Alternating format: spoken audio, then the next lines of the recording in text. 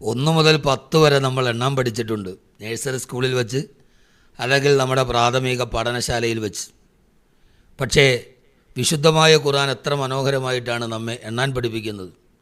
ഞാനൊരു 10 ആയത്ത് ഓതാം, നിങ്ങളൊന്ന് എണ്ണി നോക്കൂ. തആമിൻ വാഹിദിൻ, സൂറത്തുൽ ബക്കറ, വാഹിദ് 1. ഫഅർസൽന ഇലൈഹി മുസ്നൈൻ, ഇസ്നൈൻ 2, സൂറത്ത് യാസീൻ. ഫഅസ്സദ്ന ബിസാലിസ്, സാലിസ് 3, സൂറത്ത് യാസീൻ. ഫഖുദ് അർബഅത മിനത്തൈർ, 4, സൂറത്ത് ആല ഇമ്രാൻ.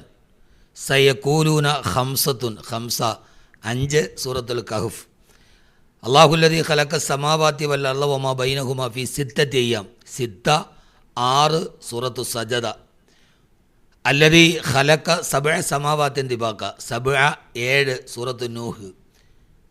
വകാന ഫിൽ 8 അസ്വാജിൻ, 8, സൂറത്തുൽ അൻആം.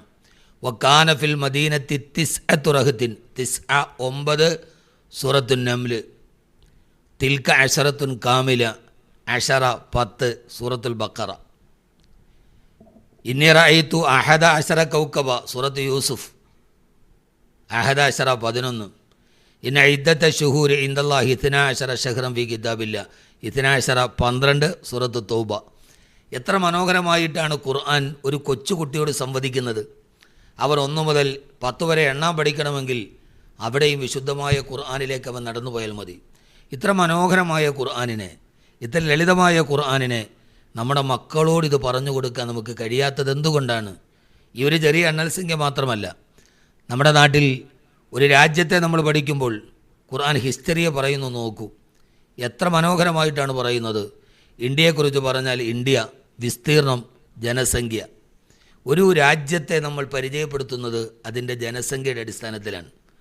വിശുദ്ധമായ ഖുർആൻ സൂറത്തു സാഫാത്തിൽ യൂനുസ് നബി അലൈഹി സ്വലാത്തു വസ്സലാമിനെ നീനവയിലേക്ക് ഞാൻ പറഞ്ഞു വിട്ടു. ഫഅർസൽനാഹു ഇലാ 100,000 ഔ യസീദൂൻ, അവിടുത്തെ ജനസംഖ്യ 100,000-ലും അല്പം കൂടുതലായിരുന്നു എന്ന് ഖുർആൻ പറയുന്നുണ്ട്. ഒരു സ്ഥലത്തെ പരിചയപ്പെടുത്തുമ്പോൾ അവിടുത്തെ പോപ്പുലേഷൻ, ജനസംഖ്യയെ നിദാനമാക്കി ഖുർആൻ മനോഹരമായി 1400 വർഷങ്ങൾക്ക് മുമ്പാണ് പറയുന്നത്. ഇങ്ങനെ ഖുർആൻ നമ്മോട് സംവദിക്കുന്ന, നമ്മുടെ ജീവിതത്തെ ഏറ്റവും അടുത്തറിയുന്ന ലളിതമായ വശങ്ങളിലൂടെ ഈ ഖുർആനെ നിങ്ങൾ പഠിച്ചു നോക്കൂ. എന്നാൽ വലഖദ് യസ്സർനൽ ഖുർആന ലിദ്ദിക്ർ ഫഹൽ മിൻ മുദ്ദക്കിർ, ഇത് പഠിക്കാൻ എത്ര എളുപ്പമായിട്ടാണ് അള്ളാഹു നമുക്ക് അവതരിപ്പിച്ചു തന്നത്.